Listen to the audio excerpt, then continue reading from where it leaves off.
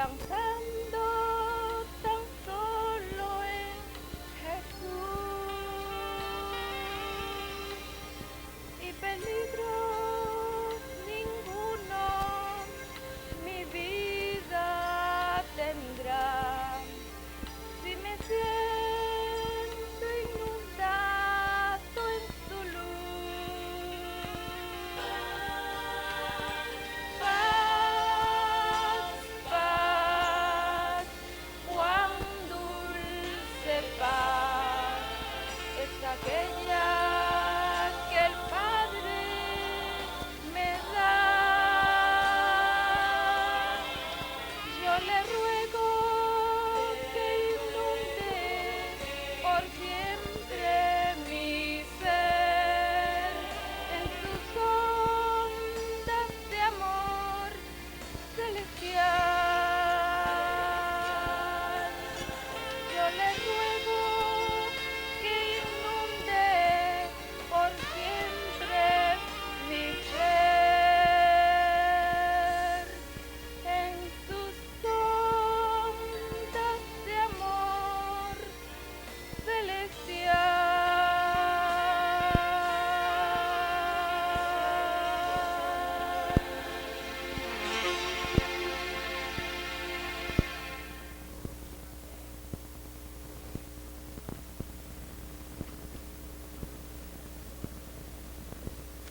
Cuando entró el pastor Carpio y mientras estábamos en la escuela sabática, algunos hermanos dijeron, ¡ay, pero él ya ha estado aquí! Esto quiere decir o que predicó muy bueno o muy malo, pastor, que se acuerdan de usted. Hace unos años que él no viene, pero sí ha estado en más de una ocasión aquí. Porque cada vez que ellos venían de vacaciones a los Estados Unidos, los invitábamos. Él es oriundo de Honduras, pero estudió en Costa Rica y allí fue donde conoció a María Elena Márquez, que trabajábamos juntas en Ayer, Hoy y Mañana. Hace muchos años de eso. Y en este momento los dos están de vuelta acá en Estados Unidos. Él está trabajando en la librería adventista en Manhattan, así que si pasan por ahí, pueden hablar con él. Les voy a decir un chisme, pero es un chisme bueno, que la manager del ABC me dijo, ay, yo no sé si estoy haciendo muy mal, pero en realidad no estoy orando para que el pastor Carpio lo empleen como pastor, porque él es tan buen trabajador aquí que realmente, egoístamente, yo no quisiera que él se fuera. Así que eso habla muy bien de ellos, ¿verdad? Son una familia completamente dedicada al Señor. El trabajo de ellos en Honduras y en Costa Rica ha resultado en muchas almas que han conocido al Señor y se han beneficiado por esta obra. Él, desde que está aquí, también ha colaborado en una iglesia en Yonkers, y donde quiera que se le pida. Sus 3 lindas hijas están aquí también. Y como vamos a almorzar arriba, van a tener, los que se queden, van a tener ocasión de conversar con ellas. Pero no les hagan pasar mucha vergüenza porque son tímidas. Pero la mamá no es tímida. Y la mamá ahora, antes de comenzar con el sermón, yo la puedo tratar así porque somos bien amigas, ¿saben?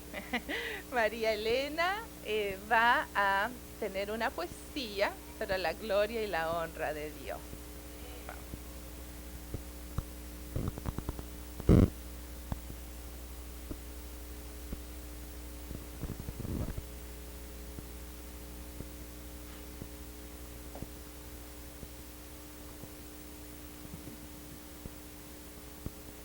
Buenos días, hermanos.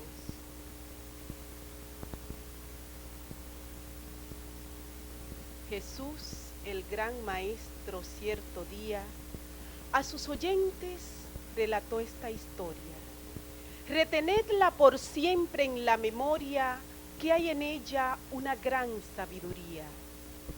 Un rico poseedor de extensa era tuvo un año magnífica cosecha, y al juzgar su fortuna, cosa hecha, consigo mismo habló de esta manera: ¡qué maravilla!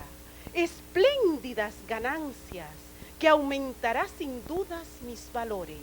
A mis graneros construiré mayores, y en ellos guardaré tanta abundancia. Tranquilo y ya por siempre asegurado, aquí viviré por largos años. No temas, alma mía, no habrá daño que perturbe en tus sueños tan dorado. Come, goza y bebe en esta noche, disfruta así de tan glorioso estado, porque hay tiempo y la vida nunca pasa. Mas de pronto oye rico este reproche: necio, ¿no sabes que con pasos fuertes viene muy pronto el ángel de la muerte a buscar tu alma en esta noche? ¿De qué te sirven pues tantas riquezas si has de dejarlo todo en este suelo? Triste pasión que cual espeso velo desconocierte hiciera otras bellezas. Así dijo Jesús, es el que allega tan solo para sí ricos tesoros, y no sabe que pronto el deterioro con todo acaba y el vivir nos niega. Las riquezas eternas hoy procura, el amor y la fe con celo cuida, que te darán gran dicha en esta vida y también en aquella que es futura.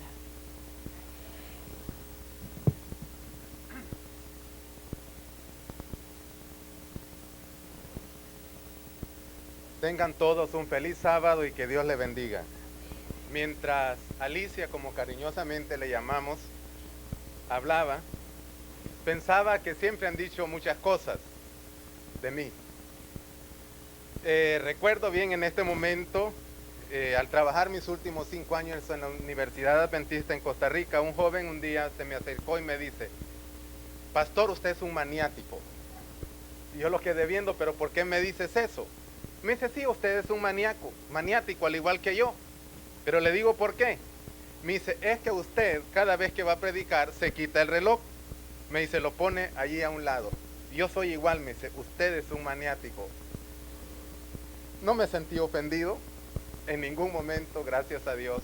Éramos buenos amigos con el muchacho y por eso lo aceptamos de buena gana.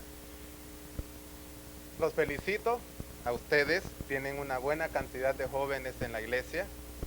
Eso significa que se preocupan y se interesan por ellos, y que Dios pueda bendecir grandemente también a todos los jóvenes de esta iglesia y aquellos que todavía, a pesar de la edad, conservan un espíritu joven. Se cuenta una historia de que cierto hombre muy acaudalado tenía la necesidad urgente de obtener los servicios de un conductor para que pudiera guiar su caballo o su carruaje tirado por caballos. Dice que este hombre publicó un anuncio pidiendo los servicios de esta clase de hombre. Uno de ellos leyó el anuncio y se presentó a la dirección que encontró allí. Solo le hicieron una pregunta en la entrevista, y la pregunta era: si usted tiene que conducir el carruaje tirado por caballos por una montaña, y a un lado hay un gran precipicio y al otro un paredón, ¿cómo conduciría usted ese carruaje? Y aquel hombre, haciendo alarde de su experiencia como conductor, expresó lo siguiente: yo podría conducir el carruaje a 1 metro del abismo y usted no tendría que preocuparse por mí. La entrevista terminó y le dijeron: si lo necesito, lo voy a llamar. Pasó otro hombre, le hicieron la misma pregunta, respondió de la siguiente manera: yo lo voy a hacer a un pie del precipicio y usted no debe tener ningún temor. El hombre le dijo, está bien, muchas gracias, si lo necesito, lo voy a llamar. Y así cada uno fue pasando durante el día por la oficina de aquel hombre, pero ninguno de ellos llenaba la satisfacción de aquel empleador. Ya casi para finalizar el día, un poco desesperado el hombre, sintió que no iba a lograr su objetivo en aquella ocasión. Cuando estaba ya por cerrar su oficina, nos dice la historia, se presentó un hombre diciendo que él necesitaba el trabajo con urgencia, pues necesitaba llevar el sustento diario para su familia. Se le hizo la misma pregunta. Si tuviera que conducir usted el carruaje por una montaña, a un lado está un precipicio y al otro un paredón, ¿qué haría usted? Y aquel hombre contestó sabiamente, Señor, yo conduciría el carruaje lo más lejos del precipicio, y obtuvo el trabajo. Supo contestar. Si a nosotros en esta mañana se nos hiciera la pregunta, si tuviera usted que elegir el personal para una empresa suya, ¿qué clase de hombres y mujeres elegiría? Quiero que piense por algunos segundos, porque le voy a preguntar a alguien, ¿qué clase de personas buscaría usted para su empresa? ¿Qué medios usaría usted para elegirlos? ¿Ya pensaron? Hermano, usted. Sí.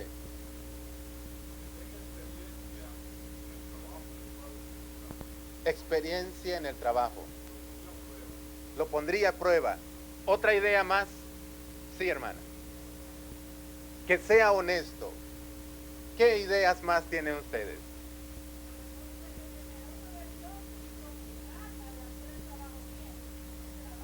Temeroso de Dios y con deseo de hacer bien el trabajo. ¿Alguien allá por atrás que quisiera decir algo? Hermano, acá al frente. Responsabilidad e integridad. Todas esas características son muy buenas. Es probable que muchos de nosotros buscaríamos los servicios de alguna empresa que coloca trabajadores y le diríamos todo lo que ustedes han dicho: responsable, temeroso de Dios, honesto, trabajador, honrado. Pero saben, mis hermanos, cuando nosotros vamos al relato bíblico, nos encontramos que Cristo eligió su personal saliéndose de toda lógica humana. Porque Él eligió lo que jamás alguien hubiera elegido para levantar la empresa que Cristo estaba levantando, como era formando la iglesia cristiana. A unos hombres los sacó de la orilla del mar, a otros de su oficina donde tenían negocios lucrativos pero no honrados. Otro estaba sentado a la orilla de un árbol o bajo un árbol. Quizás el día era muy caluroso. Otro vivía escondido porque era enemigo del gobierno. ¿Llamarían ustedes esa clase de hombres para formar parte de su empresa? No. Pero la Biblia nos demuestra que Cristo hizo eso precisamente. Lo despreciado por el mundo fue lo que Él llamó para que formaran parte de su pueblo. La lectura bíblica de esta mañana nos dice dónde fue o quiénes fueron estos hombres. Marcos, el capítulo 3, versículos del 13 al 19. Nos dice que después Jesús subió al monte, llamó así a los que quiso y fueron con él. En el libro de Lucas nos dice que Jesús pasó orando toda la noche para reclutar su personal.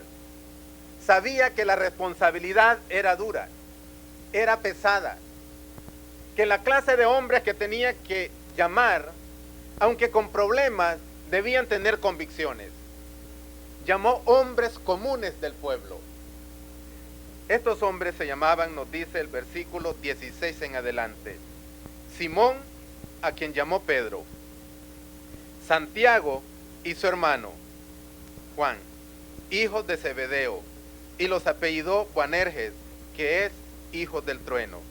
Andrés, Felipe, Bartolomé, Tadeo, Tomás, Santiago, hijo de Alfeo, Tadeo, Simón el cananita y Judas Iscariote, el que lo entregó. Esa es la lista del personal que Cristo eligió para su empresa. Pero ¿quiénes eran estos hombres? ¿Qué tipo de carácter tenían ellos? ¿Cuál era el estilo de vida de estos 12 hombres que Cristo eligió? Y vamos a ver a grandes rasgos cuál era la vida de cada uno de ellos. Se nos dice que Juan, el discípulo más joven, era de afectos sinceros y profundos, pero tenía un carácter violento. Pedro tenía un carácter impulsivo, era ambicioso, autosuficiente, pero era compasivo y fácilmente reconocía los errores que cometía.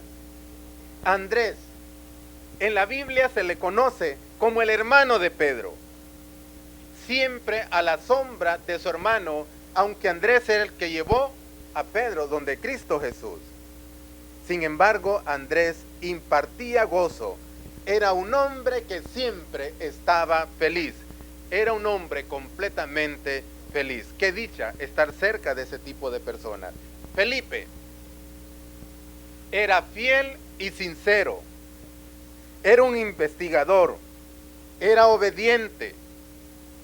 Se nos dice que al ser llamado por Cristo, inmediatamente comenzó a trabajar por él.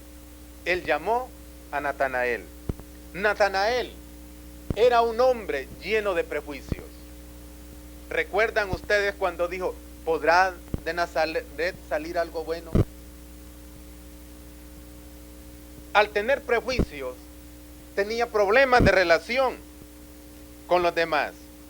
Sin embargo, Cristo vio a Natanael como un hombre sincero y lleno de verdad en su vida. Mateo era un publicano, extorsionador, traidor, apóstata, de lo más bajo de la sociedad de Jerusalén.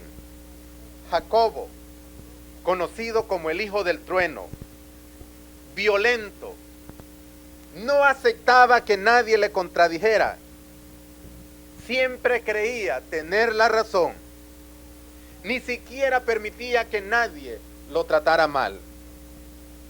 Tomás era un hombre melancólico, perfeccionista, rencoroso, vengativo, pero era amante de la belleza y del arte. Jacobo, el hijo de Alfeo, un hombre desapercibido en el grupo. Estaba allí, pero no se hacía notar. Sin embargo, estaba en medio de la congregación. Judas, se le conoce como el discípulo de los 3 nombres: Judas, Leveo y Tadeo.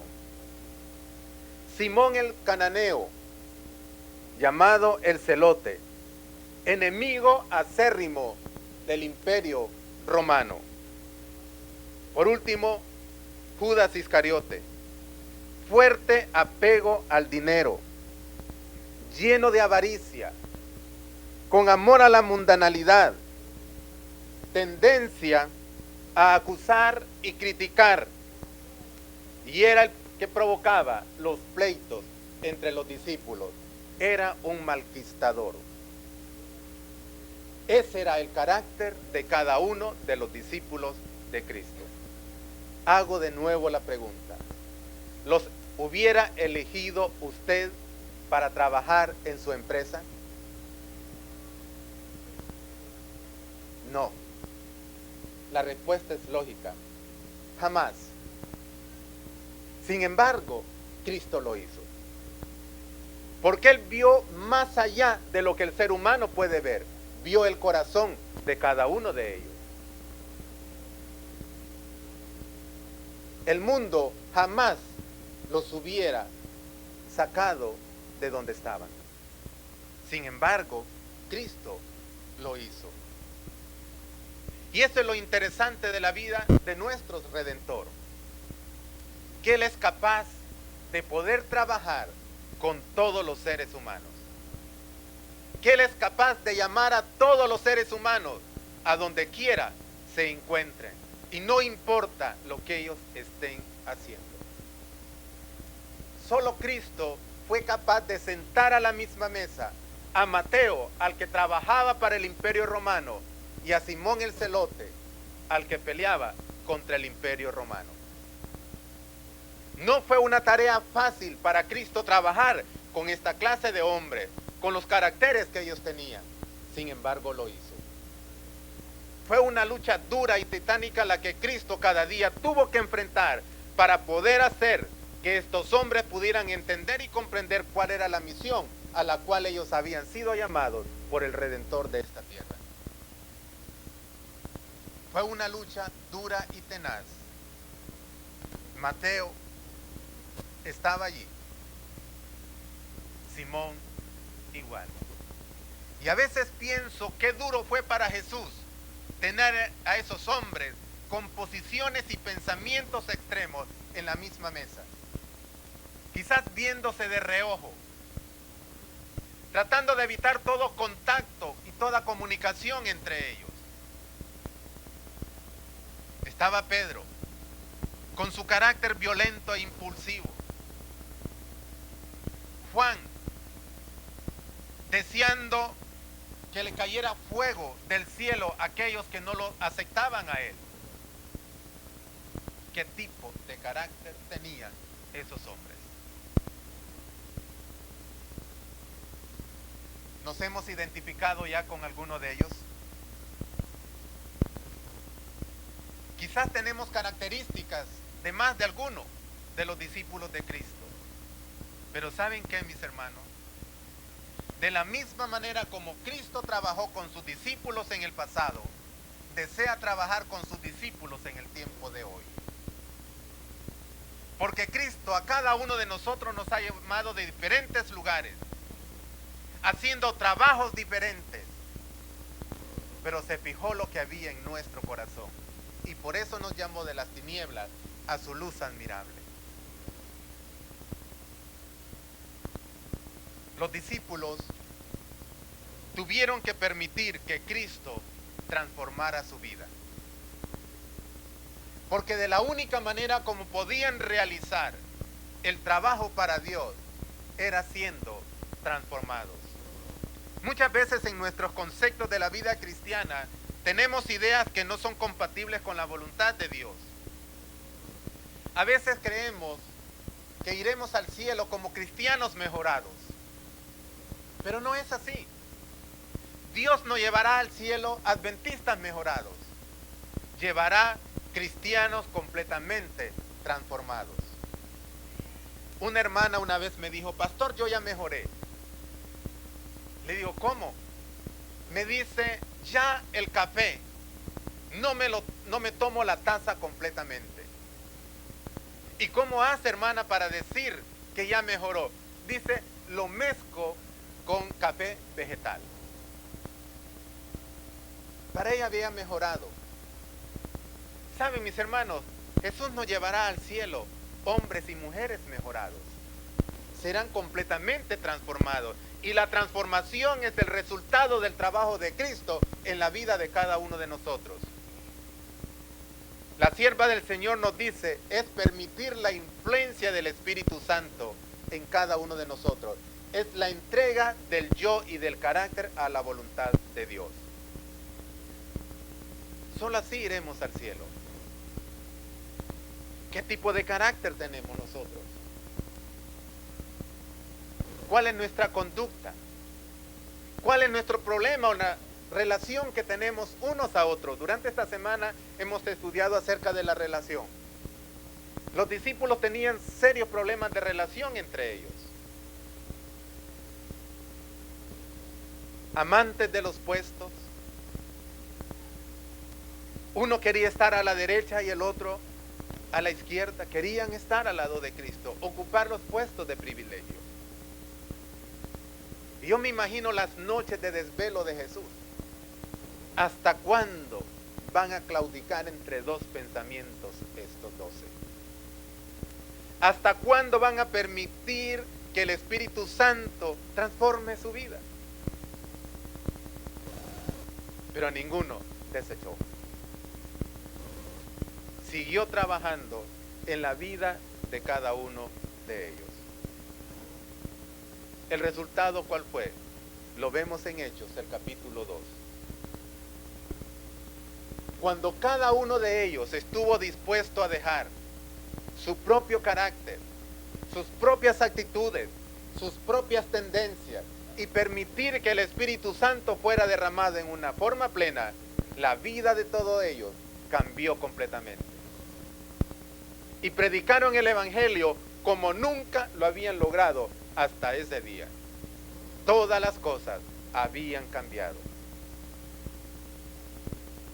Es probable que muchos de nosotros estamos luchando con nuestra propia vida. Estamos luchando con nuestro propio carácter y no nos sentimos satisfechos. Probable que tengamos problemas con otros miembros de la iglesia, quizás con nuestros vecinos, quizás en nuestro trabajo. Pero la pregunta que yo hago, ¿debemos de seguir y continuar así? ¿O vamos a permitir que el Espíritu Santo nos cambie? Y mis amigos y hermanos, de la misma paciencia que Cristo tuvo en el pasado, es de la que estamos disfrutando hoy. Porque Cristo es el mismo ayer, hoy y siempre. Y no nos ha desechado. Y no nos va a desechar hasta que usted no quiera ser desechado. Y Cristo continuará trabajando en la vida suya y en la mía, siempre y cuando le permitamos a Él trabajar por cada uno de nosotros. El mundo necesita de cristianos transformados. El mundo necesita de cristianos amables y corteses. Necesita de cristianos que vean la vida desde otro ángulo. Que podamos comprender que en esta tierra estamos únicamente de paso, pero que nuestro lugar final es la Canaán celestial, la ciudad eterna. Pero para entrar ahí, jamás lo haremos con nuestro carácter. Tendremos que ser revestidos únicamente con el carácter de Cristo Jesús. Y esa es la lucha. Y esa es la preocupación que debe de existir en cada uno de nosotros. ¿Queremos ir al cielo? Yo sé que sí. ¿Cuánto estamos luchando o haciendo lo que nos corresponde a nosotros para vivir con Cristo por la eternidad? Los discípulos permitieron que el Espíritu Santo tomara control de su vida. Se dejaron guiar por Él y llegaron a ser hombres completamente apartados para Dios y para su causa. Fueron más de 3 años la intensa lucha que Cristo libró con ellos, hasta que al fin logró doblegar su carácter. ¿Cuánto tiempo tiene Cristo de estar luchando con nosotros? ¿Cuánto tiempo estará Cristo día tras día intercediendo por nosotros delante del Padre y diciéndole, dale una oportunidad más? Señor, por amor a mí, dale otra oportunidad. Porque nos ama, nos quiere y murió en la cruz del Calvario por cada uno de nosotros. Pedro era el que siempre estaba hablando antes que todo. Y en un momento que está con Jesús, él y los discípulos, le hace la pregunta a Jesús, Señor, nosotros lo hemos dejado todo por servirte, pues ¿qué tendremos? ¿Vale la pena seguirte? ¿Recibiremos alguna recompensa, Señor, por haberlo dejado todo? Haber abandonado todos nuestros bienes. Es la pregunta que muchas veces nos hacemos. ¿Vale la pena continuar en los caminos de Dios? ¿Vale la pena continuar siendo adventista del séptimo día? ¿Vale la pena continuar luchando en la vida cristiana, serle fiel a Dios?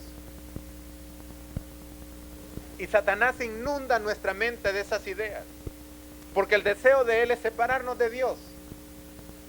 Pero saben, mis hermanos, hay una justa recompensa para aquel que persevera en los caminos de Dios.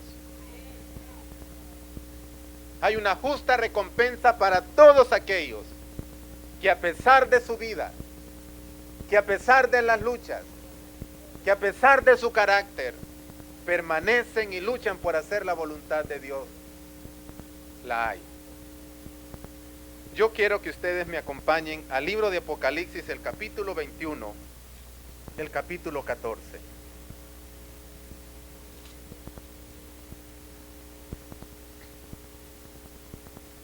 Juan, el discípulo amado,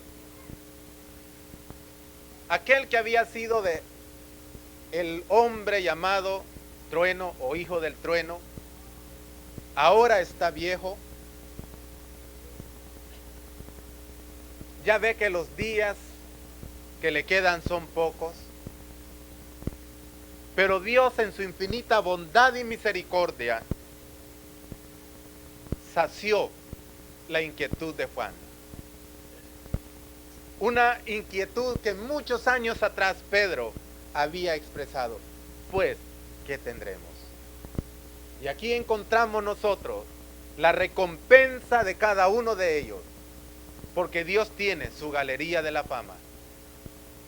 Y la encontramos nosotros aquí, en Apocalipsis 21:14, que dice: la muralla de la ciudad tenía 12 fundamentos, y en ellos el nombre de los 12 apóstoles del Cordero. La respuesta o la pregunta de Juan tuvo respuesta. No la vio en el momento. Pero pueden ustedes imaginarse, mis queridos amigos y hermanos, cuando Pedro entre al cielo y vea ahí los muros de la ciudad y mire el nombre Pedro escrito allí, Juan, Mateo, Andrés, Natanael. Pedro dirá: valió la pena seguir a Cristo y haberlo dejado todo. Y cuando usted y yo estemos en la ciudad eterna y pasemos por los muros, miraremos los nombres de ellos ahí también. Y nos daremos la cuenta, valió la pena haberlo dejado todo. ¿Qué tenemos que dejar en esta mañana? ¿Qué nos pide Dios que abandonemos? Cosas que nos gustan pero no están bien. El carácter. Cosas materiales.